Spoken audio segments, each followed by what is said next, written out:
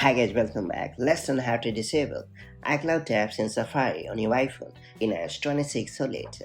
If you use multiple Apple devices, Safari automatically syncs your open tabs through iCloud. While convenient, you might not want your browsing activities shared across devices. In this video, I'll show you how to easily disable iCloud tabs in Safari on your iPhone running iOS 26 or later, so your tabs stay private and limited to one device. That's it. Let's get started. So first we have to open Safari on your iPhone running iOS 26 or later.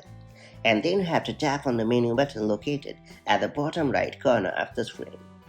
And then you have to choose the new tab option in the menu. After that you have to tap on the edit button to proceed. And then you have to disable the toggle located next to iCloud tabs. And finally you have to hit the X button located at the upper right corner of the screen, and that's about it. So that's how you can easily turn off iCloud tabs in Safari on your iPhone and iOS 26 or later. Once disabled, your open tabs will no longer sync across your Apple devices, keeping your browsing private and local. Now that you have unlocked this pretty handy and privacy-centric feature, make the most of it in order to safeguard your privacy. And I'll catch you up in the next one.